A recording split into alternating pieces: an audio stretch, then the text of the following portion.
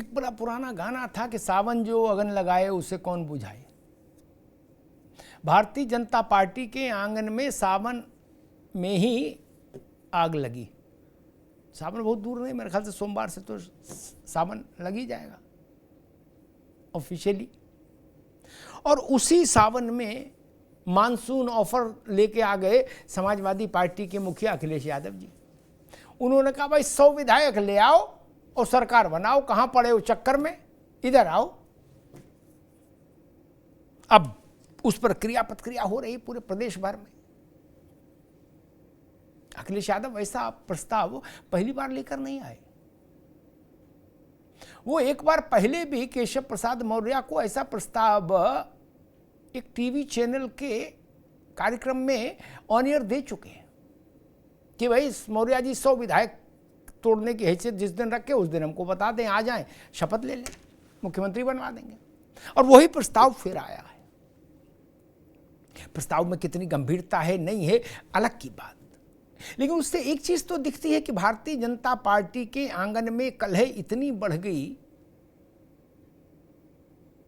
कि सामने वाले आंगन से प्रस्ताव आने लगा कि उधर नहीं निभ रही हो तो इधर आ जाओ, यहां खटोला बिछवा देंगे। तो राजनीति में ये जो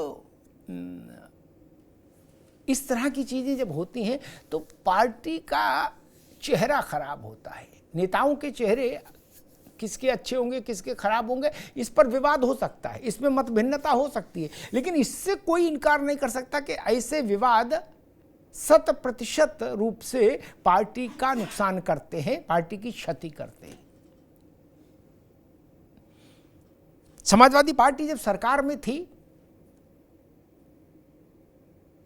12 से 17 तक अखिलेश जी मुख्यमंत्री थे, तब उसके भीतर भी जो टकराव हुआ था, वर्चस्व की लड़ाई हुई थी और उसके चलते जो परिस्थितियां बनी, उन परिस्थितियों ने समाजवादी पार्टी का बहुत ज्यादा नुकसान किया।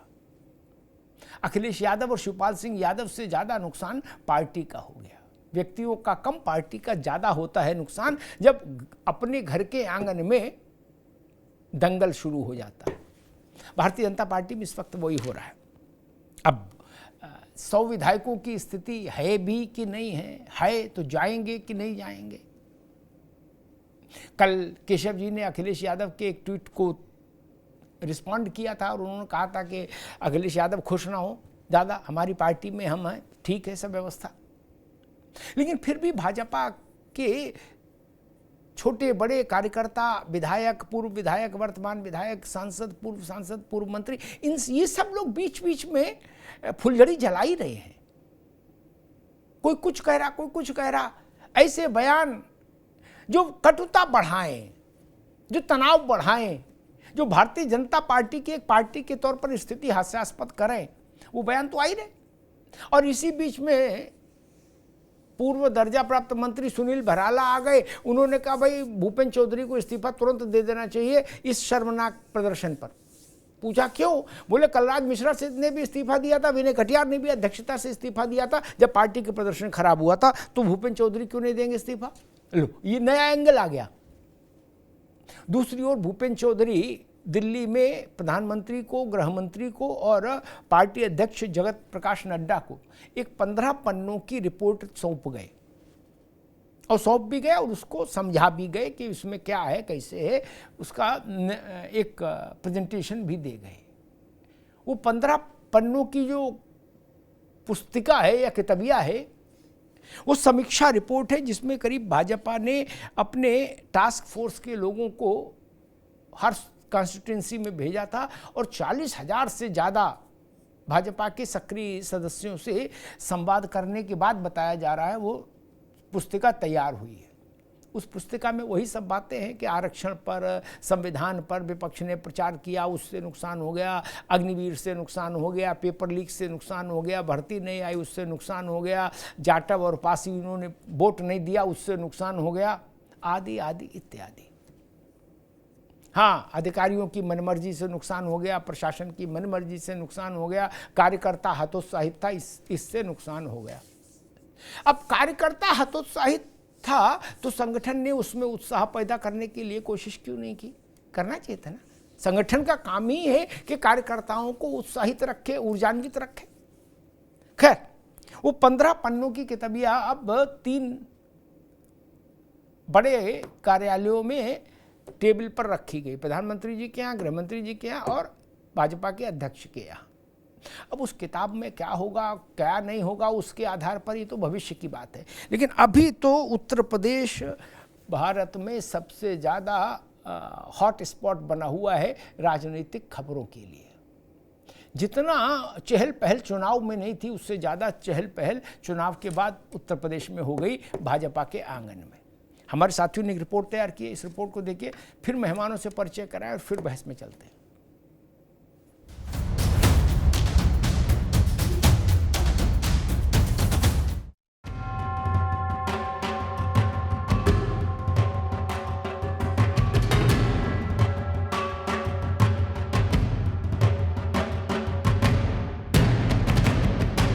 मॉनसून का मौसम है और इस मौसम में उत्तर प्रदेश के सियासी गलियारों में भी अजब गजब का आलम है। यूपी बीजेपी में सजे दंगल के बीच सपा मुखिया अखिलेश यादव ने हलचल मचा दी है। दरअसल अखिलेश यादव ने केशव मौर्य को दिया है एक मॉनसून ऑफर।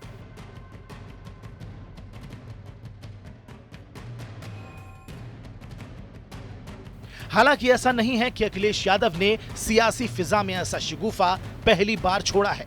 साल 2022 में भी अखिलेश यादव का ऐसा ऑफर चर्चाओं का सबब बना था।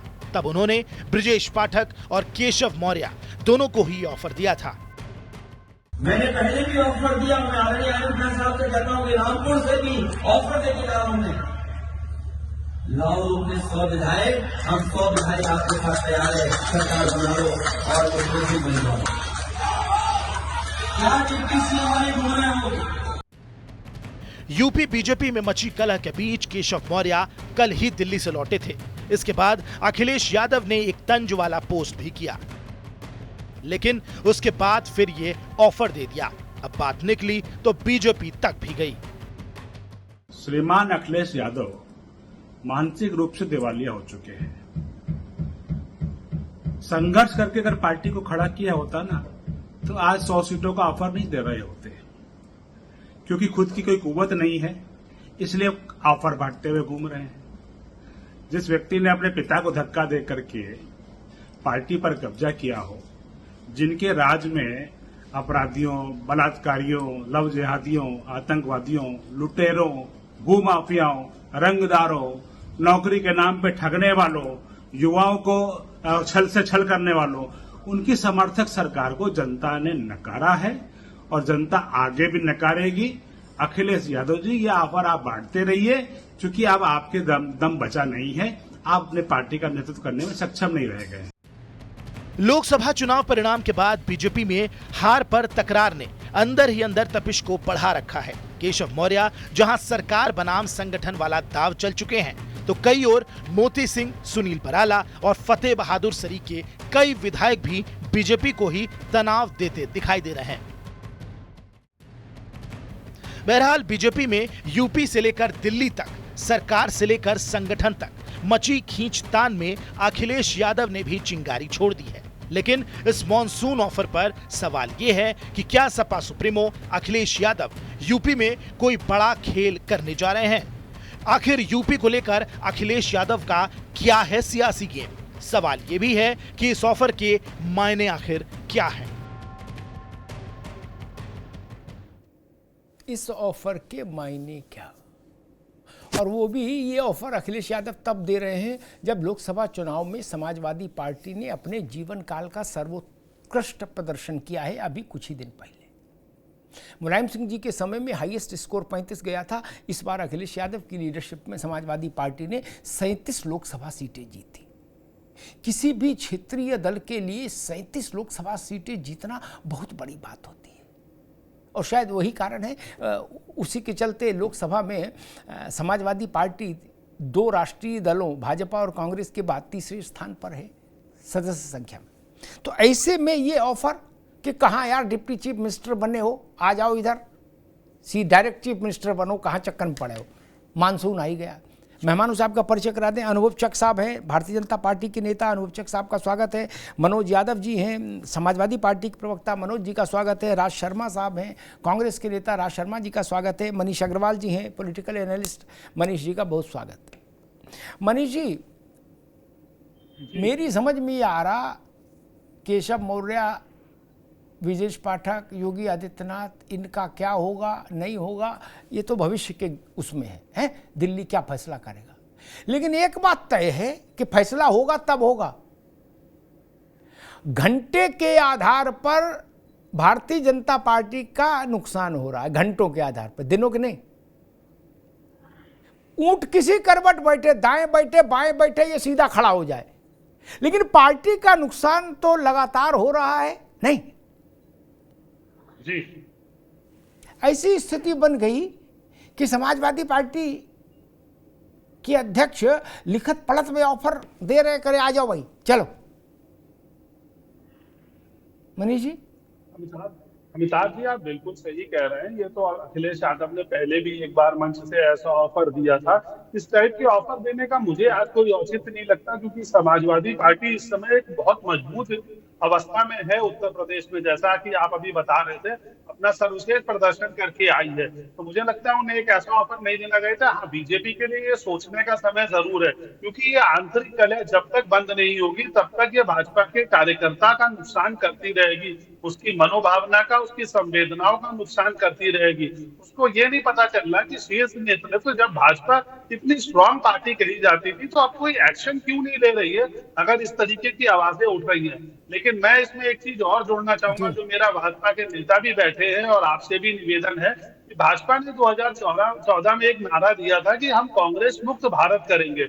आज मुझे ऐसा लगता है कि पहले भाजपा को कम से कम विपक्ष से जो लोग आए, विपक्ष मुक्त भाजपा करना पड़ेगा, तभी आगे ये चीजें समझ के आएंगे। क्योंकि जहां तक मेरी एनालिसिस है, अंदरूनी कलह का कारण यही है कि जो आता जाता है आप उसे लेते जाते हो, उसको मंत्री पद देते जाते हो, विधायक का पद देते जाते हो, और कोर कार्यकर्ता निराश होता जाता है कि मुझे कब मौका मिलेगा।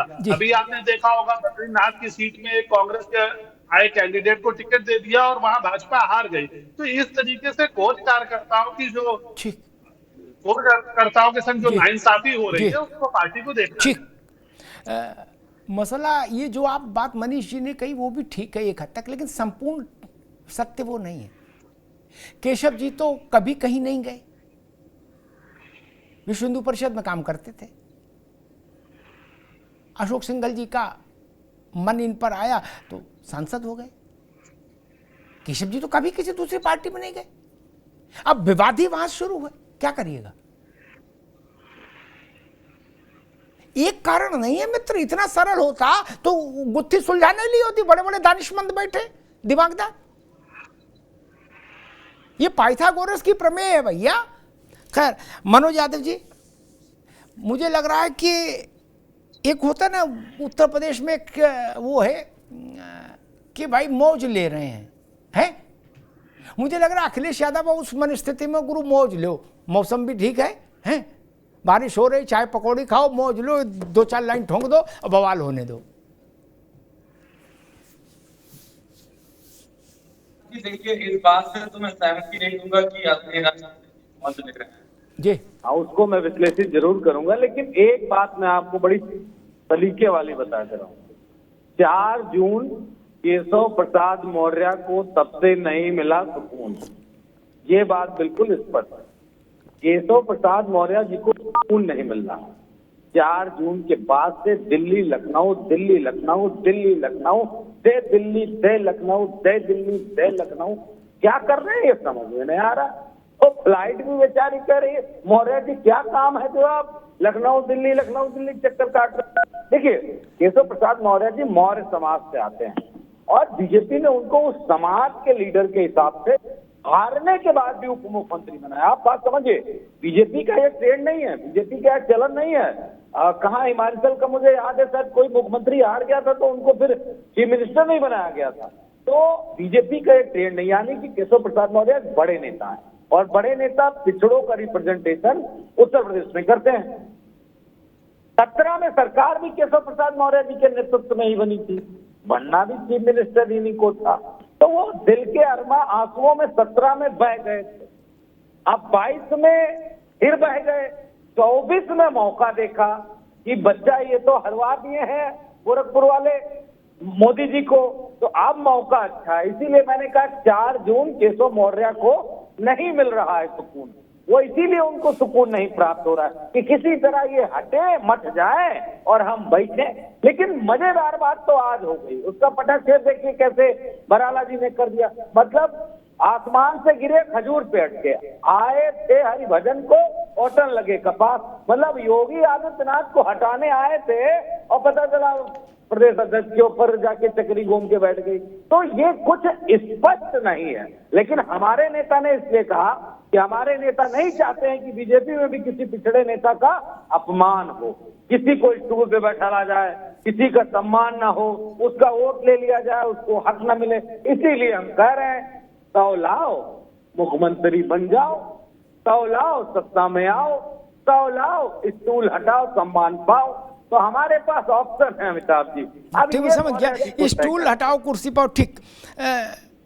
एक बात मैं कहूँगा कि अभी मनोज जी कह रहे थे कि और ये धारणा है एक नेरेटिव भी है, हालांकि मैं इस नेरेटिव के पक्ष में कभी इसके साथ कभी अपने खड़ा नहीं कर पाया इंदिरा जी के समय से आज तक। उनका भाई 17 में केशव जी के नेतृत्व में पार्टी थी, हाँ केशव जी अध्यक्ष थे संगठन के। मैं 2 उदाहरण रखता हूँ। 14 में लक्ष्मीकांत जी अध्यक्ष थे भाजपा के, तो भाजपा 73 सीट जीती थी उत्तर प्रदेश में, तो लक्ष्मीकांत जी को क्रेडिट दे के फिर उनको गृह मंत्री बनना चाहिए था, नहीं डिप्टी पीएम। भाई इतनी सीट तो कहीं से नहीं आई, 4 राज्य मिला के भी इतनी नहीं थी, नहीं ऐसा नहीं। और अगर जीत अध्यक्ष की है तो पराजय अध्यक्ष की क्यों नहीं? फिर भूपेंद्र चौधरी नप जाएंगे? नहीं। अध्यक्ष कांग्रेस में कि इंदिरा जी के समय में कौन अध्यक्ष था यही किसी को नहीं पता था, कांग्रेसियों तक को नहीं पता होता था मेरा अध्यक्ष कौन चल रहा आजकल।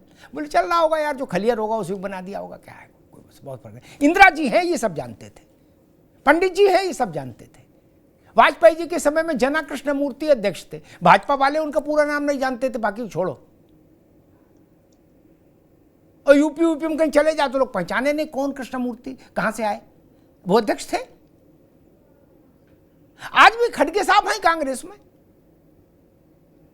लेकिन खड़गे साहब के माथे में तो सिंदूर नहीं लगेगा ना, जीत हार तो राहुल गांधी के माथे जाएगी। इसलिए जो मुख्य व्यक्ति है मुझे लगता है उसको इसका यश और अपयश जाता है। राजनीति की रवायत है ये। राज शर्मा जी मुझे लग रहा है कि अजय राय का एक मैं वक्तव्य सुन रहा था, वो भी काशी के आदमी है, काशी का आदमी आप जानते हो बड़ा निष्णात होता है। उन्होंने एक नई थ्योरी दी कि कल्याण सिंह जी के साथ अचानक से कल्याण सिंह जी के प्रति उनकी आस्था जाग गई अजय राय की। उन्होंने कहा अच्छा भाई पुराने भाजपाई भी रहे अजय राय, ऐसा भी नहीं, तो अजय राय ने कहा कि कल्याण सिंह जी के साथ जैसे किया गया था वैसे ही योगी जी के साथ किया जा रहा है भाजपा में। कांग्रेस का ये गेम समझ नहीं आया मुझे। ना भाई मैं इसमें कह दूं कोई गेम नहीं है जी। और ये तो अब चला है 2014 से कि नेताओं में आपसी इतनी नफरत भर दी भारतीय जनता पार्टी ने, लेकिन नेताओं में आपसी सौहार्द रहता था, एक दूसरे से मिलते तो मुन्ना भाई वाली झप्पी से ही मिलते थे। और जैसा कि अब जो मेन मुद्दे पे जब हम चले, जिसकी ये डिबेट शुरू हुई कि सारे लोग आज की तारीख में कह रहे अखिलेश जी ने ये ऑफर क्यों दे दिया, तो अखिलेश जी की बिल्कुल जो सोच है वो स्पष्ट है। वो हिंदू की रक्षा के लिए, जैसे हिंदुत्व में कहा गया कि भूखे को रोटी, प्यासे को पानी और पिछड़े वर्ग को सम्मान देने के लिए, उसका नहीं सहेंगे अपमान। इसलिए अगर वो आ जाए तो उनको बना देंगे, इसमें क्या दिक्कत है। उन्होंने तो अच्छा ही करा ना, क्योंकि अब यह जग जाहिर हो गया कि भारतीय जनता पार्टी के जितने नेता हैं इन्हें सनातनी धर्म से कोई मतलब नहीं रह गया है, ये आपने देख लिया। दूसरी बात ये आप भी हम पे इल्जाम लगाओगे सब भी, और ये भारतीय जनता पार्टी आप लोग आरोप लगा रहे हो अच्छा, आरोप तो तब होता है ना बंद कमरे में कोई बात हो तो हम कह दें कुछ, यादव जी कह दें कुछ। ये तो मंच पे हुई ना बात। कोई कह रहा सरकार बड़ी है, कोई कह रहा सत्ता बड़ी है, कोई कह रहा आत्मविश्वास का मंथन करना, चिंतन करना। मेरा या हमारी गठबंधन का कहना है, आप मंथन करो, चिंतन करो, लेकिन देश की प्रदेश की जनता की बर्बादी मत करो। और एक और अभी बता रहा हूं आपको, आज इस बात को आगे बढ़ा के, ये सारा जो डामाडोल चल रहा है ना 10 सीटों के, ये फरमान जारी कर रहे हैं, ये कर रहे हैं। आज तारीख समय सनद रहे, जब 10 विधानसभाओं उपचुनाव का रिजल्ट आएगा तब आप मुझे याद करना, ये 10 की 10 हमारा गठबंधन जीतेगा। मैं आज अतिशोक्ति हो सकती है, आज अतिशोक्ति हो सकती है, क्योंकि एक बात और है कि भारतीय जनता पार्टी ने गलत संदेश दिया। ये अभी मकान का इन्होंने कह दिया है, ये पक्के हो जाए थोड़े, ये मकान गिरा देंगे, अभी पक्के हो जाए, ये शिक्षक को ऑनलाइन और इस्तीफा देने के लिए मजबूर कर देंगे भाई। शिक्षक अगर नौकरी ना छोड़े, ठीक है राज बाबू, रुकना होगा, राज भाई अभी रुकना होगा, फिर अनुभव चक। एक चीज तो बड़ी स्पष्ट हो गई कि जिस ढंग से, जिस तेजी से लोग खोज खोज के लाए जा रहे हैं मोहल्लों से कि चलो भैया ये नए वाले बुला लिए, तुम भी कुर्ता पहनो और एक बयान झाड़ दो तुरंत सटासट, है। और पार्टी लीडरशिप उन बयानों पर रोक नहीं लगा पा रही।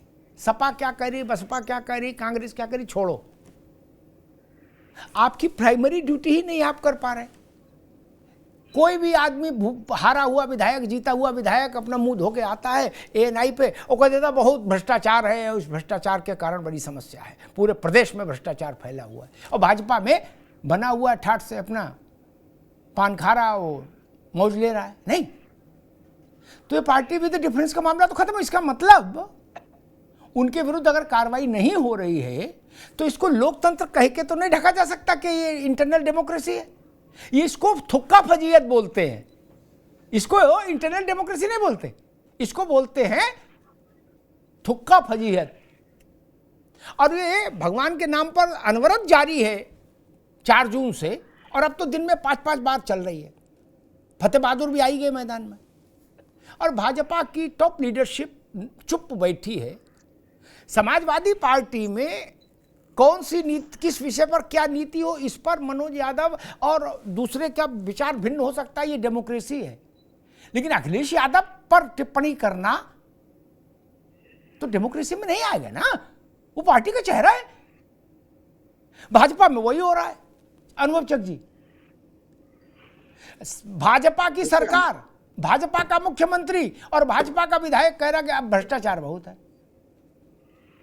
जो बात सपा बसपा बोलते थे वो बात तो आपने थोक में प्रोवाइड करा दी इन लोगों को चुनाव भर के लिए। नहीं अनुभव चक जी,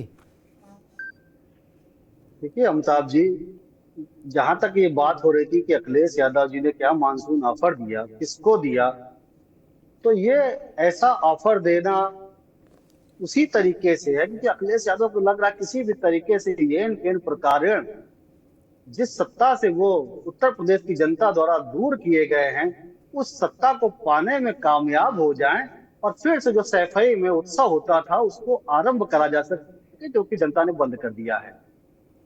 जहां तक बात हो रही थी हमारी पार्टी में देखने का, तो अखिलेश यादव जी को यह भी सोचना चाहिए जो उनके साथ कंधे से कंधा मिला के, ना सिर्फ उनके साथ बल्कि उनके पिता स्वर्गीय मुलायम सिंह जी के साथ जिन्होंने कंधा से कंधा मिला के समाजवादी पार्टी को खड़ा करने का काम किया, तो ऐसे चाचा शिवपाल यादव को विधानसभा में नेता प्रतिपक्ष का दर्जा देने में इतनी देरी क्यों लगा रहे हैं, इस पर इतना चिंतन मनन क्यों कर रहे हैं? दूसरी जगह देखने की जगह अपने बगल में ही जो उनके परिवार के हिस्सा है उस तरफ उनका ध्यान क्यों नहीं जाता? आखिर क्या मजबूरी होती है कि चाचा शिवपाल को कुर्सी और स्टूल तो छोड़िए, सोफे के हत्थे में बैठने को मजबूर होना पड़ता है? इतना जो ज्यादती चाचा शिवपाल के करने की आवश्यकता नहीं है उनको। हमारे घर में देखने से ज्यादा अच्छा है कि वो अपनी पार्टी और अपने परिवार की जो कला है उस पर ध्यान दे और कैसे बड़े बुजुर्गों को सम्मान देना है उस पर जरूर ध्यान देना चाहिए, क्योंकि ये सम्मान देने की नसीहत उनको उनके पिताजी अखिलेश यादव भी दे, स्वर्गीय मुलायम सिंह जी भी भरे मंच पे दे गए थे, सबके सामने दे गए थे कि ये मेरा बेटा है, मेरे साथ ये बर्ताव करता है। ये देश की जनता ने, प्रदेश की जनता ने देखा है। जी। बाकी वो राजनीतिक हथकंडे हैं, अपना रहे हैं, अनुभव मौज ले जी रहे हैं, वो बात ठीक है, चलिए पकौड़े आपने जो खा उत्तर सपा को देना था दे दिया। मेरा प्रश्न अभी भी मनोज भाई यार, मेरा प्रश्न अभी भी जीवित है। तमाम छुटभैया बोल रहे हैं, पाउडर वाउडर लगा के आ रहे हैं, कैमरे के सामने ललकार रहे हैं बिल्कुल खुल्लम खुल्ला, और फिर भी मौज ले रहे हैं। क्या ये इंटरनल डेमोक्रेसी नहीं है? और अगर कोई इंटरनल डेमोक्रेसी कहेगा तो मैं कहूंगा इसका मानसिक संतुलन खराब है इस नेता का, इसको समझ ही नहीं डेमोक्रेसी क्या होती। इसको थुक्का फजीयत कहते हैं उत्तर प्रदेश में। क्या जूतों में बटना, मैं पूरा फ्रेज नहीं बोलूंगा, ठीक नहीं। क्या ये चिंटू मिंटू, एक मिनट भाई, ये चिंटू मिंटू सब एएनआई पर ताल ठोक रहे हैं। आपकी अनुशासन कमेटी कहां गई? लखनऊ की, दिल्ली की? बड़ा सख्त लक्ष्मण रेखा खींचने वाले नेता कहां हैं? आप अमिताभ जी बड़े वरिष्ठ पत्रकार हैं, सब ना मौन में है क्या? नवदुर्गा तो चल नहीं रहे। इतनी बड़ी पार्टी जब हो गई, जिसमें 11 करोड़ से ज्यादा सदस्य हो गए, राजनेता हो गए, तो उसमें से कुछ एक लोग इस तरीके के बयान दे रहे हैं। एक मिनट अमिताभ जी निश्चित ही उस पर हमारी पार्टी का शीर्ष नेतृत्व एक मिनट रुकना, जो करना वो करेगा। अनुभव जी एक मिनट रुकना होगा। पहले तो मैं ये क्लियर कर दूं, 11 नहीं 17 करोड़ हो गए भाजपा के, ठीक। वो मिस्ड कॉल से बनाए थे तो 17 करोड़ हो गए। मिस्ड कॉल से आप कोई काम करो तो भारत तैयार है, कॉल पर दिक्कत है, मिस्ड में तो आदमी तैयार है। पहले मिस्ड कॉल से तो पूरा टेलीफोन चला बरसों, जब इसका चार्ज बहुत था। खैर, ये जो लोग बोल रहे हैं ना, ये पूरे देश भर में भाजपा के 1 लाख लोग भी नहीं हैं। ये सांसद हैं, पूर्व मंत्री हैं, विधायक हैं, हारे विधायक हैं, जीते विधायक हैं, भावी विधायक हैं, इतने कुल मिला के 1 लाख से ज्यादा थोड़ी ना देश भर में मित्र। ये चिंटू मिंटू नहीं है। मोती सिंह, एक मिनट, मोती सिंह 17, एक मिनट भाई, मोती सिंह 17 करोड़ में शामिल हैं क्या? कृपाशंकर 17 करोड़ में शामिल हैं। लोकसभा में सीटें कितनी भैया? आपने लोकसभा को उम्मीदवार बनाया कृपाशंकर को, वो 17 करोड़ में शामिल कैसे हो जाएंगे? सुनील भराला चना बेच रहे हैं क्या? नहीं ना, मंत्री थे कल तक। वो रमेश बादलपुर का विधायक, ठीक है, वो सपा बसपा सब जगह से खेल के आया, लेकिन अभी तो आपका है, अभी तो उसने खटिया आपके आंगन में डाल रखी है। तो इनको ये ना कहो कि 17 करोड़ अनुभव भाई। नहीं, अमिताभ जी, मेरा कहना दूसरा था। 17 करोड़ के कार्यकर्ताओं में से कोई ना कोई निकल के विधायक, मंत्री, दर्जा प्राप्त मंत्री, ऐसे ओहदों पे पहुंचता है। और जब इतना बड़ी पार्टी हो जाती तो हो सकता है किसी को कहीं सम्मान ना मिला हो, किसी की बात ना सुनी गई हो, या किसी का व्यक्तिगत एक्सपीरियंस कुछ खराब रहा हो, तो उसने आके माइक पे ये बातें बोली। उसको नहीं बोलना चाहिए था, उसको पार्टी फोरम पे बात रखनी चाहिए। अब मैं इस विषय को, पार्टी का नेतृत्व इस पे जो उसको देखना वो देखेगा। जी, सवाल ही इस बात पर खड़ा हुआ था कि क्यों नहीं देख रहे। मैं अपनी बात, क्योंकि मैं कोई बात उठाता हूं तो जनता को लगना चाहिए कि हाँ, उसके पक्ष में सबसे प्रामाणिक तर्क दिए गए, यूं ही नहीं, थितरे ही नहीं।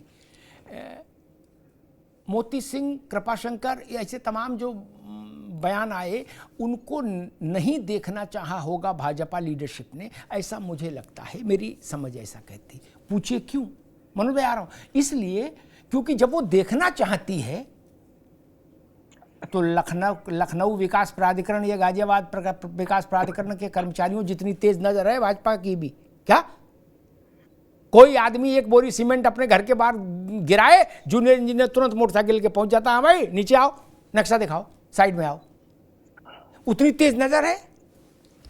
शुभेंदु अधिकारी ने बोला कि सबका साथ सबका विकास नहीं चलेगा, जो हमारे साथ उसका साथ।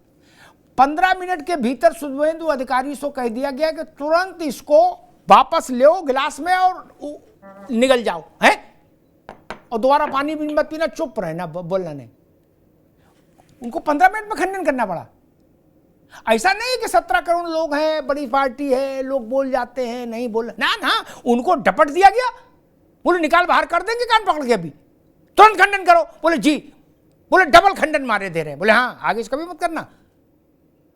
भैया ये बात मोती सिंह से क्यों नहीं कही, कृपाशंकर से क्यों नहीं कही? यहां पर सवाल उठ रहा है। मुझे याद है कल्याण सिंह जी ने एक बार मुझसे कहा था, जब मायावती जी के साथ अलायंस था ना अनुभव जी, 6 महीने वाला, बाद में फिर तो कल्याण सिंह उससे सहमत नहीं थे। मैंने उनका एक इंटरव्यू किया तो कल्याण सिंह जी ने जो शब्द मुझसे कहे वही मैंने अभी आज इस बहस में मुझे याद आ गया तो मैंने उद्धृत किए। उन्होंने कहा था, मैंने कहा आपको क्या लगता है भाजपा पर इसका क्या असर पड़ेगा? तो उन्होंने कहा था, अग्निहोत्री जी साल नहीं, महीना नहीं, पखवाड़ा नहीं, हफ्ता नहीं, ऐसे बोलते थे, हैं, दिन नहीं, घंटा नहीं, एक एक मिनट में नुकसान हो रहा है पार्टी के, एक एक मिनट में। बोले मेरी बात आप छाप देना। वैसे ही मैं आज कह रहा हूं, इस कबड्डी से भाजपा का उत्तर प्रदेश में हर पल हर क्षण नुकसान हो रहा है। खैर मनोज जी, वो भारतीय जनता पार्टी कह रही है कि भाई आप अपने घर में देखो, शिवपाल जी के सम्मान की चिंता क्यों नहीं कर रहे हैं, केशव जी के सम्मान की चिंता क्यों है आपको? देखिए, बहुत सारी बातें बीजेपी के प्रवक्ता ने जो कही वो बीती हुई बातें थी जी। तो बीती हुई बात पे क्या टिप्पणी की जाए? हाँ, एक बड़ा जायज अभी सवाल उठाया है कि शिवपाल जी को नेता विरोधी दल, अरे हम मुख्यमंत्री बनाने शपथ लेना के काम कर रहे हैं और ये कह रहे हैं कि विरोधी दल वाला कह रहा है, विरोधी दल वाला आप बना लेना ना, क्या हम आपको मना कर रहे हैं? हम तो कह रहे हैं कि हम एक मुख्यमंत्री की शपथ करवा दें।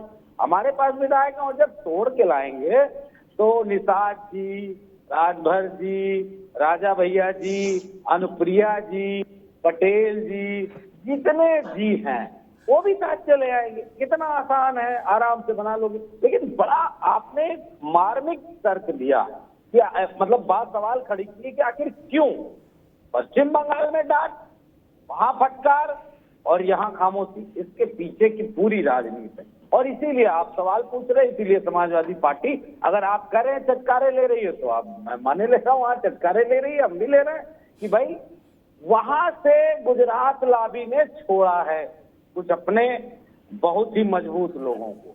एक से कहा तुम पूर्वांचल में उठाना, एक से कहा तुम लखनऊ में उठाना, फिर एक भराला से कहा तुम पश्चिम में उठाना। यानी पूरे उत्तर प्रदेश से आवाज आनी चाहिए कि जो कुछ चल रहा है उत्तर प्रदेश में ठीक न चल रहा है, इसको हटाओ, इसको बदलो।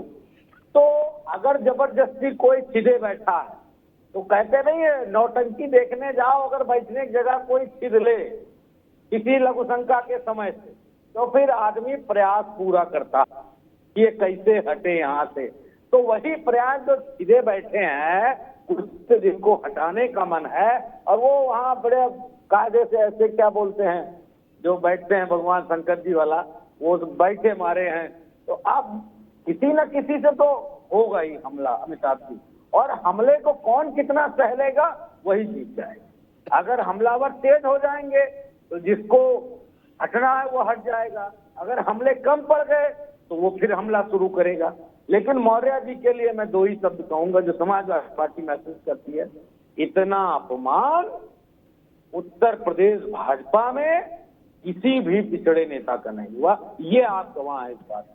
अगर कल्याण सिंह को थोड़ा सा भी बीजेपी के कुछ लोगों ने फुट पे करने की कोशिश की तो कल्याण सिंह ने बीजेपी को बैक फुट पे धकेल दिया था। ये आप भी जानते हैं और थोड़ा बहुत मैं भी जानता हूँ, इस पैनल में बैठे लोग जानते हैं। तो ये वो केशव प्रसाद मौर्य जी को तय करना है कि उन्हें कल्याण सिंह बनना है कि केशव प्रसाद मौर्य कौन वाला बनना है, ये वही तय करे। हम लोग ने तो ऑफर दे दिया।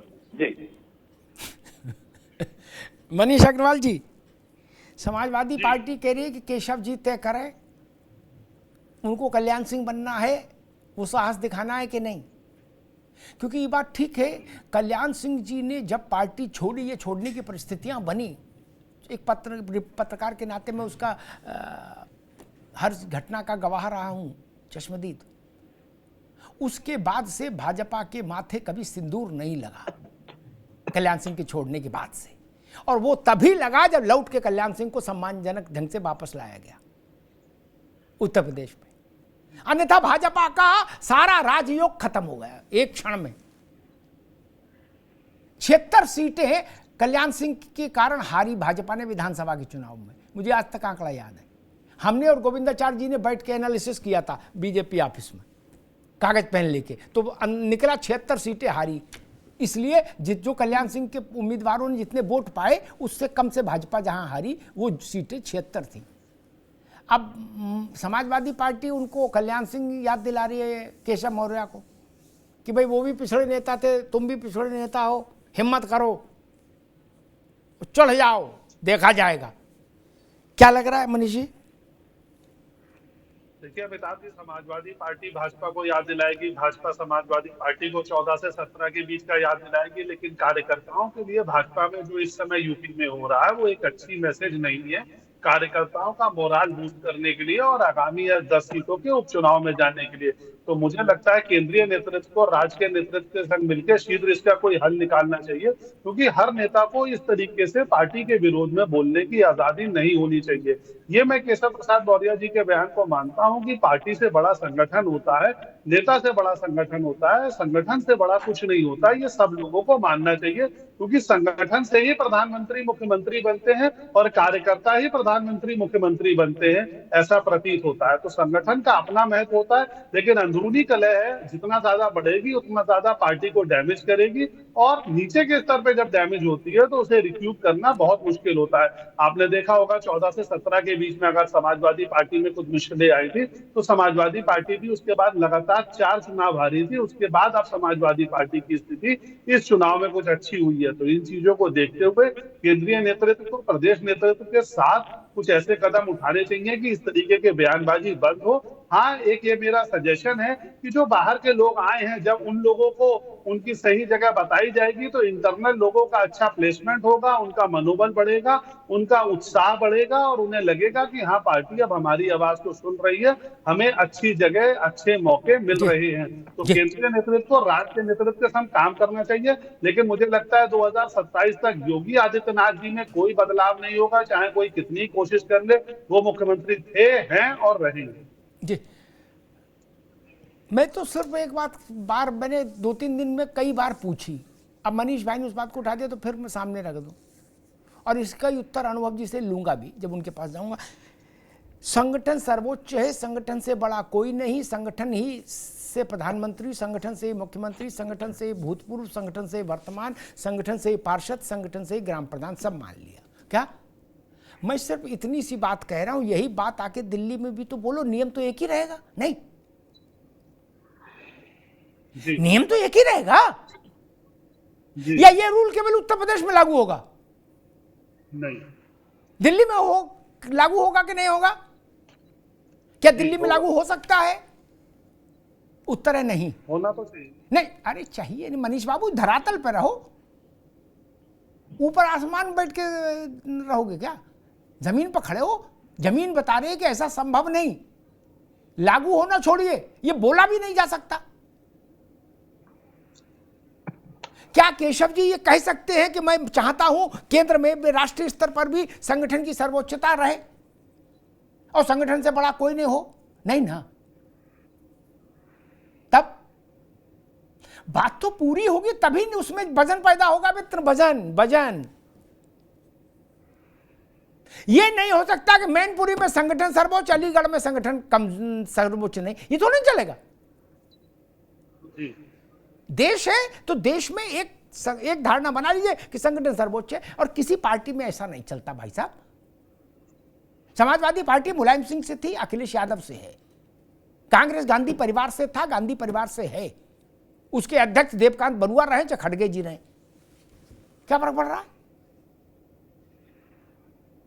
भाजपा में जनसंघ से लेके भाजपा अब तक अटल बिहारी वाजपेयी और नरेंद्र मोदी दो ही चेहरे हुए केवल, जो जनता के बीच में विश्वास अर्जित कर पाए और सरकार बना पाए। और सुन लीजिए अनुभव भाई, उत्तर प्रदेश में केवल 2 चेहरे हुए जनसंघ से लेके आज तक 75 साल में, कल्याण सिंह और योगी आदित्यनाथ, जो अपने चेहरे पर सरकार लेके आए। बाकी नेता बड़े हुए, छोटे में बहस में नहीं पड़ूंगा, लेकिन सरकार कोई नहीं ला पाया कभी। अनुभव जी गलत तो नहीं कह रहा? सिर्फ 4 लोग, 2 दिल्ली केंद्र में और 2 उत्तर प्रदेश में, बाकी कोई सरकार नहीं बनवा पाया। अनुभव जी इस बात को कहां फिट करेंगे, इस प्रमाण को? हमने मान लिया संगठन सर्वोच्च है, सारी बातें ठीक है, कार्यकर्ता देवतुल्य है, देवता है, और क्या कि ब्रह्मा विष्णु महेश है, सब मान लो क्या। लेकिन फिर भी ये सच नहीं झुटलाया जा सकता कि उत्तर प्रदेश में कल्याण सिंह और योगी आदित्यनाथ के अलावा कोई सरकार नहीं बनवा पाया, और केंद्र में वाजपेयी जी और मोदी जी के अलावा कोई नहीं बनवा पाया। अनुभव चक, तब इसको कहां रखे इस बात को? देखिए अमिताभ जी, जो बात आप कह रहे हैं वो सही है। सेनापति का अपना मत होता है, कार्यकर्ता वही होता है, लेकिन सेनापति के आने से सेना का मनोबल बढ़ेगा घटेगा सेनापति के ऊपर निर्भर करता है। सेनापति अच्छा है तो सेना पूरे जोर शोर से मैदान पर उतरती है और उसका नतीजा भी युद्ध में हो चाहे चुनाव में दिखाई देता है। तो जो बात आपने कही वो सही है। अटल जी हो चाहे मोदी जी हो, इनके नेतृत्व में जब हम केंद्र के चुनाव में उतरे तब हमने विजय पाई, और उसी तरीके से कल्याण सिंह जी हो और योगी जी हो, जब इनके नेतृत्व में प्रदेश के चुनाव में उतरे तो हमने विजय श्री प्राप्त करी। जहां तक बात, इससे पहले एक बात हुई थी, हमारे साथी ने कही थी कि 2014 से पहले जो नेता थे वो एक दूसरे से झप्पी डाल के मिलते, तो शायद वो भूल गए उस झप्पी की बात कर रहे थे जो समाजवादी पार्टी की सरकार में बीपीआई की गेस्ट हाउस कांड हुआ, तो उस झप्पी की बात कर रहे थे, या जिस तरीके से जयललिता जी ने करुणानिधि को अरेस्ट करा था। ये कहना कि सब 2014 के बाद ही इस देश में गलत हुआ है, 2014 के बाद ही फूट पड़ गई है, दुश्मनी सी होगी, ऐसा नहीं उचित है। जो जैसा बर्ताव करता है उसके साथ वैसे ही प्रशासन या शासन के द्वारा व्यवहार करा जाता है। जहां तक बात अभी हो रही थी कि 2017 से पहले जो समाजवादी पार्टी के साथ जो मैंने बातें कही, जो बीती बातें हो गई, तो ये शायद शिवपाल जी के दुखड़े को छुपाना चाहते। शिवपाल जी के मन में बड़ी आस थी कि जब अखिलेश जी केंद्र में पहुंच जाएंगे तो शायद हमें प्रदेश अध्यक्ष का पद मिल जाए, तो प्रदेश अध्यक्षी भी उनको नहीं मिली। अब यह कि नेता विपक्ष बनने का उनको मौका मिलेगा, लेकिन वहां पर भी इस तरीके की बातें करके कहीं ना कहीं से उनकी आशाओं को कुशाराघात करने का काम कर रहे हैं। और ये चाचा जी के साथ अच्छा व्यवहार नहीं कर रहे। चाचा जी बहुत अच्छे तरीके से कार्यकर्ताओं से मिलते हैं, लोकप्रिय हैं, उनको हाशिए पर डालकर कहीं कहीं इस तरीके से कि चाचा जी कहीं आगे जाके भविष्य में इनके लिए चैलेंज ना हो जाए, ये ठीक नहीं करते। चाचा जी को सम्मान देना चाहिए, और नेताजी ये नसीहत दे गए थे कि अपने बड़ों को सम्मान देना चाहिए। तो मुझे उम्मीद है अखिलेश जी अपने चाचा जी को सम्मान देने का, उनके लिए जो उचित स्थान मुकर्रर है वो देने का काम जरूर करेंगे, और दूसरी पार्टियों में ताक झांक करना कम करेंगे। ठीक। अनुभव भाई, जब आप ये कहोगे कि समाजवादी पार्टी से कि आप हमारे यहाँ आ रहे मनोभाव कि हमारे यहाँ ना ताको झांको, और उसके पहले आप 15 मिनट शिवपाल जी की वेदना पर बोलोगे, तो कैसे चलेगा? आप गुड़ खाओ और उनसे कहो गुड़ ना खाओ। आप नहीं, आप चाचा की एक मिनट, आप अरे भाई रुको, आप चाचा की वेदना गा रहे हो, वो मौर्य जी की वेदना गा रहे हैं। ये तो मौर्य जी की वेदना तो इनको दिख रही, चाचा जी की वेदना तो सबको पता है, उन्होंने सार्वजनिक मन से कहा। तो मौर्य जी की भी तो दिख रही है। अमिताभ जी सड़क पे युद्ध हुआ था समाजवादी पार्टी किसकी, चुनाव आयोग तक मामला पहुंचा था, ऐसा युद्ध तो किस पार्टी में नहीं हुआ। ठीक ठीक ठीक। अच्छा, मतलब आप वो ये कह रहे हो कि जब ऐसा हो जाए तो जानो, अभी थोड़ा कम है। अमिताभ जी मैं बिल्कुल ऐसा नहीं कर रहा, मैं कह रहा जब ऐसा हुआ तो उस तरफ ध्यान देने की आवश्यकता है। ठीक। मनोज जी इनको ये कह देखे कि लोग कह रहे, रुकिए भाई अनुभव जी, लोग कह रहे कि राजनीति में कटुता बढ़ गई। मनोज जी ने भी कही, इससे ज्यादा प्रेम और अपनापा और भाईचारा और क्या होगा। मेरा तो दिल गदगद हो गया, हृदय कि हृदय घाव मेरे। तुलसी बाबा ने लिखा कि जब लक्ष्मण जी की शक्ति लगी तो भगवान ने क्या कहा, राम ने, कि हृदय घाव मेरे पीर रघुवीरे। लक्ष्मण ने कहा कि घाव तो मेरे है हृदय में, लेकिन तकलीफ मेरे भाई को है। वैसा भाव में सपा और बसपा में देख रहा हूं। भाजपाइयों को शिवपाल चाचा की चिंता और सपाइयों को केशव जी की चिंता। बताइए, इससे अच्छा भाईचारा हो सकता क्या मनोज जी? देखिए अमिताभ जी, जाहिर सी बात है, चाचा वाला कोई ऐसा प्रकरण या चाचा का कोई बयान या चाचा जी के द्वारा ऐसा कोई अभी हाल फिलहाल कोई ट्वीट, कोई तकलीफ, कोई दर्द कुछ तो सामने आया नहीं है। तो उस पे तो बीजेपी अपने आप को बचाने के लिए इस तरह की बात करे। लेकिन मैं एक वो कहावत गांव वाली मुझे याद आती है कि अपना खाद खत्म नहीं हो रहा, दूसरे नीम पानी के गर्म पानी नहाने ज्ञान बता रहे हैं। अरे कम से कम अपना तो दर्द खत्म करो। आए दिन एक न एक विधायक, एक न आज फतेह बहादुर सिंह साहब जो वीर बहादुर सिंह के बेटे हैं, मंत्री में विधायक है 7 बार के, वो कह रहे हैं साहब हमारी जान को खतरा है और उत्तर प्रदेश में कुछ अच्छा नहीं। अब बताओ, 7 बार का विधायक और उसके लिए तकलीफ है, हर जगह से खबरें उल्टी सीधी आ रही। तो मैं तो एक ही बात कहूंगा कि भाई हमें मौका न दो।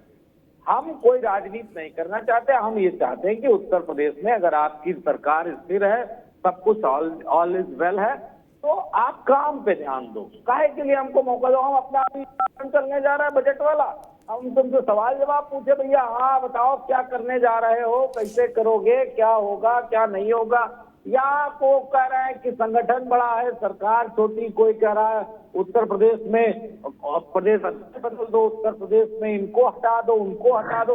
तो हम तो सवाल जवाब पूछेंगे ना। और राष्ट्रीय अध्यक्ष जी ने कई बिंदुओं पे प्रकाश डाला है अपने एक्स पोस्ट के माध्यम से कि मतलब प्रदेश की समस्याएं कौन देखेगा। आप अपना कोई मुख्यमंत्री बनना चाहता है, कोई उप मुख्यमंत्री पद से हटाना चाहता है उसको, तो ये जो समस्याएं हैं उत्तर प्रदेश की, बाढ़ वाला क्षेत्र अलग है।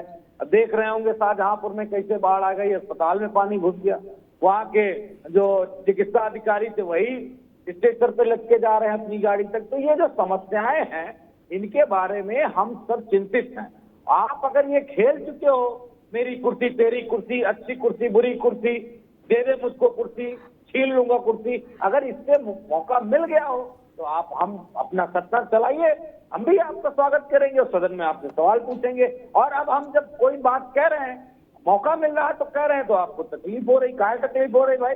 हम तो एक ही बात कह रहे हैं कि कोई दवाई लगाने से अच्छा अपना खाद खत्म कर लो, हमको मौका ही मत दो। और केशव प्रसाद मौर्य के लिए फिर कहेंगे, मौर्य जी परेशान मत हो, सम्मान नहीं मिलेगा, नहीं मिलेगा, नहीं मिलेगा भाजपा में आपको। और जब बनोगे और भारतीय इतिहास में लिखा जाएगा तो कोई सम्राट। और एक नई बात अमिताभ जी बता दूं, आप भी चला दीजिएगा जी।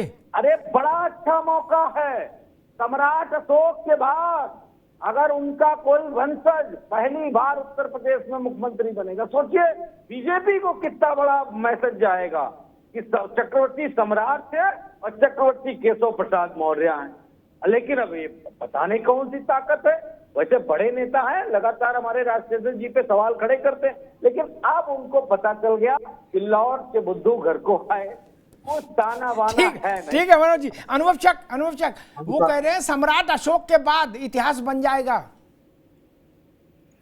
देखिए अमिताभ जी, बात तो इन्होंने बहुत अच्छी कही, लेकिन ये बात करने से पहले ये भूल गए कि जिस पीढ़ी की बात कर रहे थे, जिस सम्राट अशोक की बात कर रहे थे, जब इनको चार चार बार मौका मिला तो क्या उनके किसी वंशज की तरफ इनकी निगाह नहीं पड़ी थी? क्या उत्तर प्रदेश के अंदर मुख्यमंत्री बना के सम्राट अशोक के किसी वंशज को मौका देना चाहिए था? पीढ़ी की बात करने वाले क्या ये बता पाएंगे कि इनकी पार्टी में क्या पिछड़े का मतलब सिर्फ इनके परिवार का ही है कि इनके पार्टी के अगर 10 बड़े नेता पूछे जाए पिछड़े समाज के कौन है, तो बड़े से बड़े नेता को ढूंढना पड़ेगा, कहाँ से नाम लाएं। दलित नेता की तो आप बात ही छोड़ दिए, दलितों में कौन नेता इनको पता ही नहीं है, एक भी प्रवक्ता दिखाई नहीं देता चैनल के अंदर।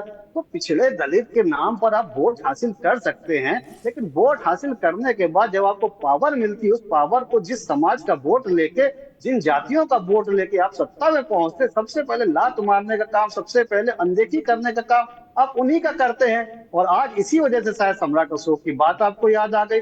अगर आपने अपने शासन काल में सम्राट अशोक के किसी वंशज को बना दिया होता तो जिस बात को आप मजाक के तौर पे कर रहे हैं, उस बात को कहने से पहले 10 बार आपको सोचना पड़ता। ऐसा मजाक उड़ाने का काम ना करिए। तो अपनी पार्टी, जब आपकी पार्टी 4 बार सत्ता में, मुलायम सिंह से तब आपको मांग करना चाहिए था कि सम्राट अशोक के वंशज को बना दो। कभी ये भी कहना चाहिए था बाबा साहब अम्बेडकर के जो वंशज हैं उत्तर प्रदेश के अंदर मौका दीजिए, केंद्र में मौका दीजिए, लेकिन आपने कहीं मौका नहीं दिया। रक्षा मंत्री बनने का नाम आया तो मुलायम सिंह जी बनते थे, जब प्रदेश मुख्यमंत्री बनने का काम आया तो आप अखिलेश यादव को बना लेते थे। एक सीट खाली करी तो वहां श्रीमती डिम्पल जी को आपने बना लिया। तो आप जब निगाह दलितों में पड़ती थी या पिछड़ों में पड़ती थी, हम नहीं परेशान है, आप परेशान उत्तर प्रदेश की जनता देख चुकी है। पिछड़ों का मतलब आपके लिए सिर्फ सफाई परिवार है। आपके लिए पिछड़े का मतलब उत्तर प्रदेश या देश में रहने वाले पिछड़े समाज के लोग नहीं है। आपके लिए पिछड़े समाज का मतलब सिर्फ अखिलेश यादव, मुलायम सिंह यादव परिवार है। सांसद बनेगा तो उन्हीं के परिवार से, मुख्यमंत्री बनेगा तो उन्हीं के परिवार से, विधायक बनेगा तो उन्हीं के परिवार से, केंद्र मंत्री बनेगा तो उन्हीं के परिवार से। आपके लिए पिछड़े का मतलब ये है। लेकिन ये बात है कि उत्तर प्रदेश की जनता कहीं से आपकी बातों को जिसपे आज अपने कागज खड़े घूम प्रवक्ता का नाम बताइए, दलित प्रवक्ता का जो आपने बनाया। एक भी दलित नेता बनाइए जिसके पास इतनी पावर आपने दे रखी हो कि उत्तर प्रदेश के अंदर सीट दिलाने में सक्षम हो, जो टिकट दिलाने में सक्षम हो। लेकिन मनोज यादव प्रवक्ता के रूप में आ जाएंगे, अनुराग भदौरिया प्रवक्ता के रूप में आ जाएंगे, घनश्याम तिवारी प्रवक्ता के रूप में आ जाएंगे। एक दलित प्रवक्ता चाहिए आपकी पार्टी बनाया है। अपने समाज के नेता बने, बताइए तो नाम बताइए अपने चैनल में। आपने मुख्यमंत्री बनाने का काम क्यों नहीं करा? अम्बेडकर वाली नहीं, मेन बॉडी बताइए। ये मोर्चा कोच बताने का काम यादव कहीं और करिएगा। आप ये बताइए कि मेन बॉडी में कितने हैं, 10 नाम बताइए। नाम बताने की बारी आएगी तो अखिलेश यादव, राम गोपाल यादव, शिवपाल यादव, आदित्य यादव, अक्षय यादव, धर्मेंद्र यादव, श्रीमती डिम्पल यादव, सबका नाम गिना दोगे आप। लेकिन नेता जो समाज के हो उनकी बारी आएगी तो इनके बाद उनकी शून्य हो जाती है, आप भूल जाते हैं। नेता कितने लोगों को टिकट दिला सकते हैं अवधेश?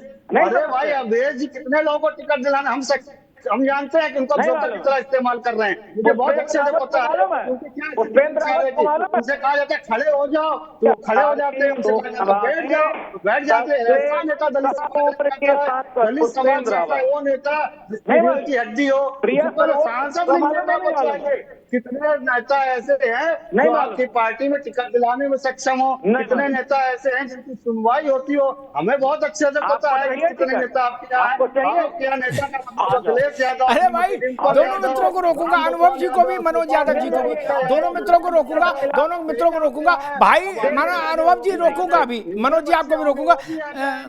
अब यही टिकट ना बांटो। राज भाई जी 10 उपचुनाव हैं और उम्मीद है कि अक्टूबर में उपचुनाव होना चाहिए, ऐसे संकेत हैं। बहुत समय नहीं है और भारतीय जनता पार्टी ने हर सीट के लिए 3 मंत्री भी अलॉट कर दिए कि भाई ये 3 मंत्री चुनाव तक वहीं रहेंगे।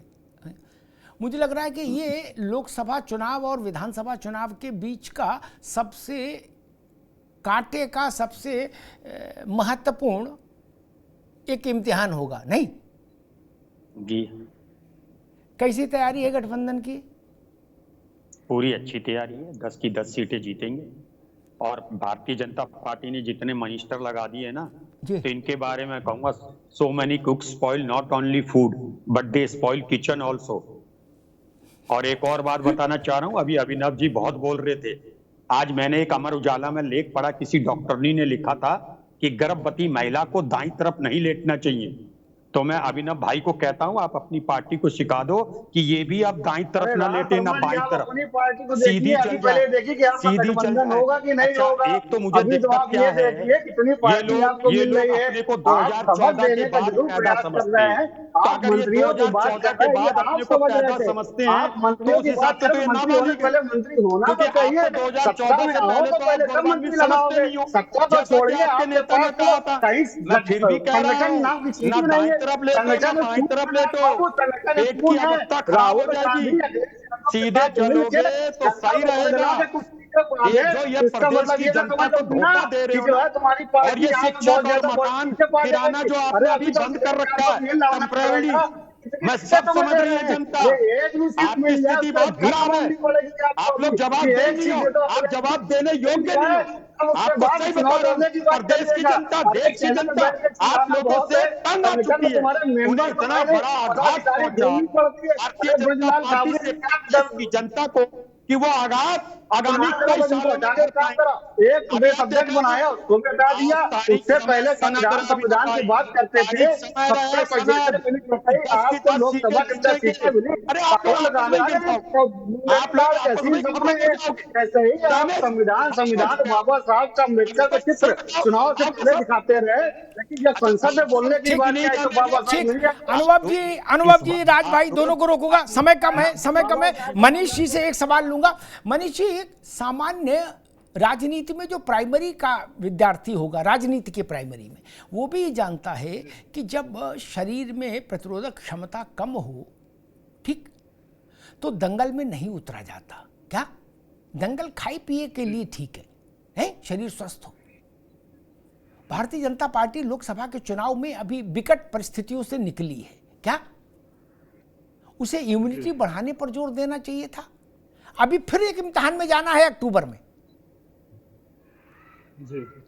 और वो इम्तिहान छोटा सा ही 10 ही सीट है, लेकिन वो माथे पर काला टीका और लाल टीका दोनों के बीच का फैसला है, ये जान लीजिए। या तो काला टीका लगेगा, यूपी लोकसभा की हार और ज्यादा उस पर डबल मोहर रजिस्ट्री हो जाएगी, स्टाम्प, या भाजपा ये मैसेज दे देगी कि हम लोकसभा में हो गया सो हो गया, हम फिर से अपनी गति में आ गए। उस नाजुक वक्त में सारे लोग अपना अपना बल्लम लेके निकल आए मैदान में, बोले नहीं चलो अखाड़े यहीं फरे आएंगे, अभी फरे आएंगे। क्या ये भयादोहन की राजनीति हो रही है क्या, कि भाई चुनाव शांति से करना है तो हमारी समझो? क्योंकि मैं नहीं समझ पा रहा कि प्राइमरी स्कूल का छात्र भी जो राजनीति का है वो भी जानता है कि ये वक्त लड़ने का नहीं, क्योंकि आप भी तभी तक हैं जब तक पार्टी आपसे, मेरा मतलब कोई नेता, भाई अनुभव चक को भी कोई तभी पूछेगा जब भाजपा प्रमुख स्थिति में रहेगी। मनोज यादव के साथ भी वही बात है, कांग्रेस के साथ भी। चुनाव में जाना है और पार्टी के अलग अलग जिलों से निकल के बयान बहादुर आ रहे हैं और वो कोई फुलझड़ी जला रहा, कोई सुतली बम।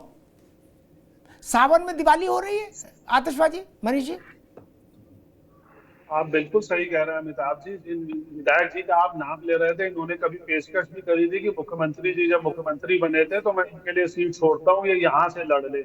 लेकिन भाजपा को इन चीजों का ध्यान रखना पड़ेगा। और ये जो लोग भी अब आवाज उठा रहे हैं, ये लोग भी जब चुनाव का समय होगा ना तो वापस इसी संगठन पे, इसी नेतृत्व पे ही आएंगे अपने टिकट्स के लिए। तो इनको इनकी समुचित चीजों का जवाब दिया जाएगा। जैसा आप कह रहे हैं बिल्कुल सही है, इन लोगों को आज आवाज उठाते वक्त ये ध्यान रखना चाहिए कि आगे और भी चुनाव होंगे, आगे और भी मौके आएंगे। लेकिन मेरा फिर ये निवेदन है भाजपा के जो नेता बैठे हैं उनसे भी कि केंद्रीय नेतृत्व को, प्रदेश के नेतृत्व को इसकी रोकथाम के लिए त्वरित कोई उपाय उठाने चाहिए, ठोस कदम उठाने चाहिए, जिससे इस टाइप की चीजें ना हो और लोगों को ये मैसेज जाए कि पार्टी के अगेंस्ट की लाइन पे जाके बोलना राजनीति में सही नहीं होता।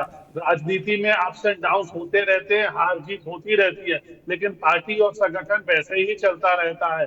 2 सीटों वाली पार्टी 2 बार पूर्ण बहुमत की सरकार बनाती है, ये भी लोकतंत्र है। 325 से भाजपा जीती आती है, उसके बाद फिर 260 सीट से जीत जाती है। आपने जैसे बताया कि यूपी के इतिहास में कल्याण सिंह और योगी आदित्यनाथ 2 ही ऐसे चेहरे हैं जो पूर्ण बहुमत की सरकार बना पाए हैं। तो इन चीजों का ध्यान रखते हुए नेताओं को अपने बयान पे ठीक अंकुश लगाना चाहिए और भाजपा ठीक है मनीष बाबू, कुछ एक्शन। मैं इस बात को सोचकर हैरान हूं, लोग क्या बोल रहे हैं इससे ज्यादा महत्वपूर्ण है उन्हें बोलने क्यों दिया जा रहा है, और अगर जो बोल लक्ष्मण रेखा लांघ रहे हैं उनको बाहर का दरवाजा क्यों नहीं दिखाया जा रहा। एक ऐसा उदाहरण रखता हूं जिसकी काट संभव नहीं। मनोज बाबू आप भी सुनो, अनुभव भाई आप भी, ऐसा उदाहरण रख देता हूं।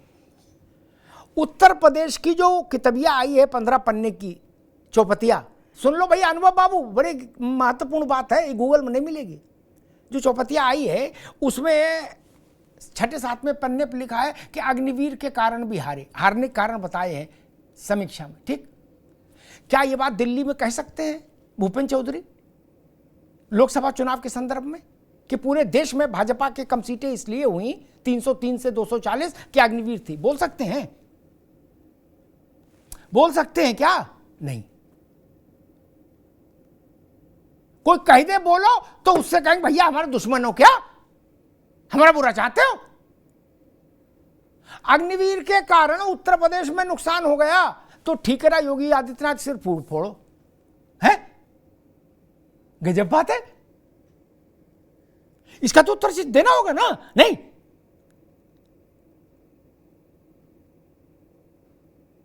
केंद्र की 30 लाख नौकरियां बाकी हैं, कांग्रेस ने अपने मैनिफेस्टो में कहा था, वहीं से आंकड़ा मैं कह रहा हूं। ठीक, अब इसका ठीकरा किसके सिर जाएगा? आप ऐसा नहीं बोल सकते। और जो बोले वो भाजपा में नहीं रह सकता, या तो माफी मांगेगा 3 मिनट के अंदर या भाजपा से बाहर जाएगा। यही नियम उत्तर प्रदेश में लागू क्यों नहीं किया जा रहा, मेरा मूल सवाल यह है। जो इसका उत्तर समझ लेगा वो सारी पंचायत का एसेंस जान लेगा, राज जान लेगा, किसके पीछे कौन खड़ा। अनुभव भाई, क्या मोती सिंह और कृपाशंकर और दूसरे तमाम लोग राष्ट्रीय पटल पर नहीं है जो बोलना चाहते हैं, लेकिन वो जानते हैं कि बोलने के बाद हमारा काम तमाम हो जाएगा। ठीक, ये भाव उत्तर प्रदेश में क्यों नहीं है? यहां क्यों है कि नहीं झाड़े रहो कलेक्टरगंज, मंडी खुली बजाजा बंद, झाड़े रहो कलेक्टरगंज। क्या यहां क्यों है, वहां क्यों नहीं है? नोएडा से दिल्ली में ज्यादा दूरी तो नहीं है, उत्तर प्रदेश की सीमा तो दिल्ली से लगती है। यह बात मेरी समझ में नहीं आ रही। और भाजपा जैसी पार्टी में किसी भी नेता को, विधायक को, सांसद को आपने इस विषय पर सुना कि 240 क्यों आई? नहीं। बहुत बोला तो इतना बोला कि विपक्ष वालों ने भ्रम फैलाया इसके कारण, बस इसके आगे नहीं कोई गया। क्यों? और उत्तर प्रदेश में जिसे देखो तो डॉक्टर बना है पोस्टमार्टम हाउस का। क्या बोले? हम पोस्टमार्टम करेंगे। हम, आप बोले आपका नाम? बोले लल्लू लाल। बोले तुम्हारा नाम? बोले कल्लू लाल। बोले ए नहीं बोला, तुरंत हम वाइट देंगे। तो ये भी बता दो। नहीं, ये कृपाशंकर भी नहीं बोल पा रहे मारे डर के, नहीं ना, ये मोती सिंह भी नहीं बोल रहे। भाई लोकसभा चुनाव में ये वैसी बात है कि मान लीजिए कहीं किसी कॉन्स्टिट्यूंसी का प्रभार मनोज यादव को दिया, अखिलेश जी ने जीत गए तो क्रेडिट अखिलेश यादव को, हार गए तो बोले मनोज यादव ने हरवा दिया। अरे इतने बड़े नेता थे मनोज यादव, तो इनको टिकट क्यों नहीं दे दी? अगर ये हरवाई सकते थे। ये क्या तर्क हुआ भाई? नहीं। ये मैं हैरान हूं कि भारतीय जनता पार्टी में जहां अनुशासन का इतना मुकम्मल इंतजाम होता है मनीष बाबू, ऐसा मैं नहीं मान सकता कि आज के दौर में बोले किसने बोला, अरे मेरी निगाह नहीं, ना ना ना, शुभेंदु ने बोला, 3 मिनट में शुभेंदु की खाट खड़ी हो गई। क्या? चौथे मिनट त्राहिमाम त्राहिमाम पाहिमाम पाहिमाम करते हुए आए। क्या? बोले बख्श दो प्रभु। तब जान बची उनकी जब 3 खंडन खड़काए।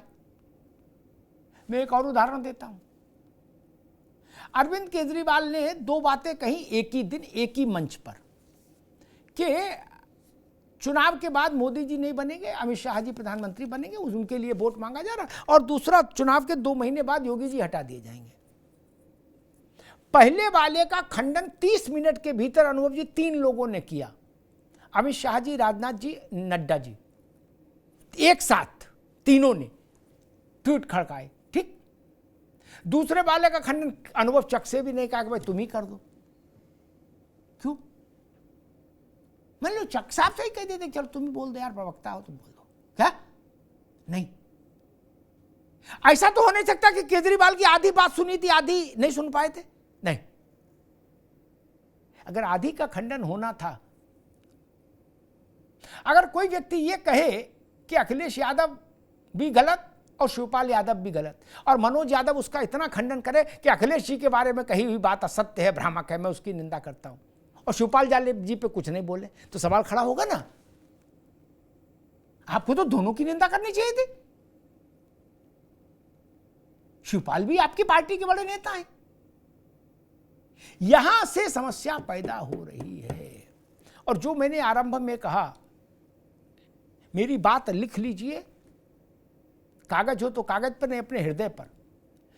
इस दंगल से, इस तूतू मेमे से अनुभव जी भारतीय जनता पार्टी प्रतिक्षण नुकसान उठा रही, प्रतिक्षण नुकसान उठा रही। मैं इस बहस में पड़ी नहीं रहा, ऊंट दाएं बैठेगा कि बाएं बैठेगा, ये खड़ा ही रहेगा, इस बहस में मेरी रुचि नहीं।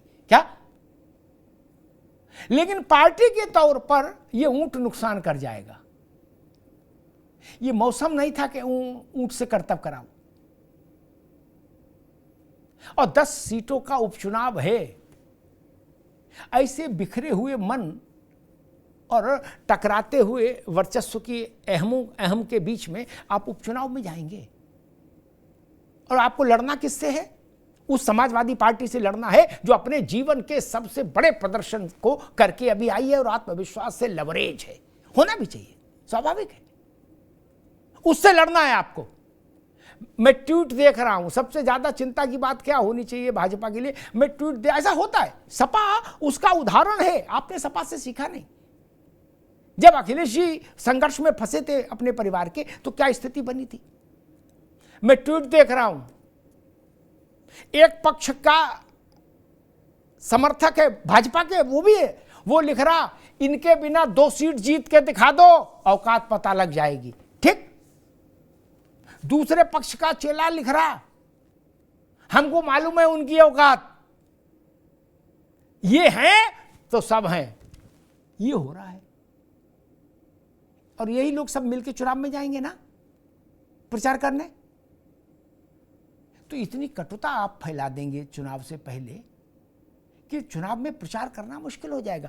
प्रचार में मनोज यादव के पास मोती सिंह का बयान होगा, हीरा सिंह का बयान होगा, चांदी सिंह का बयान होगा, सोना सिंह का बयान होगा, जितने भी हैं हीरा मोती, सबका होगा कि नहीं होगा। और वो बड़ी मासूमियत के साथ कहेंगे कांग्रेस और सपा और बसपा वाले कि ये हम नहीं कह रहे, ये तो भाजपा के मंत्री कह रहे हैं, पूर्व मंत्री। तब इसका खंडन कैसे करेंगे आप? बिना इन लोगों को सजा दिए आप क्या कहेंगे? सजा दे दे तो कम से कम ये कह सकते हैं कि जो बात आप कह रहे हो हमने उनको निकाल दिया, जिन्होंने गलत बोला। वो गलत भी बोल रहे हैं और आंगन में खटोला डाल के बैठे भी हैं। समस्या यही है बड़ी। और ऐसे में फिर स्वाभाविक है प्रतिपक्ष के नेता के तौर पर, विरोधी दल के नेता के तौर पर, विरोधी दल मतलब विधानसभा में नहीं, उत्तर प्रदेश का सबसे बड़ा विरोधी दल समाजवादी पार्टी और उसके नेता अखिलेश यादव, अगर वो ऑफर दे रहे हैं तो ठीक है, बरसात के मौसम में इतनी चकलस करने का अधिकार तो फिर उनको है। धन्यवाद।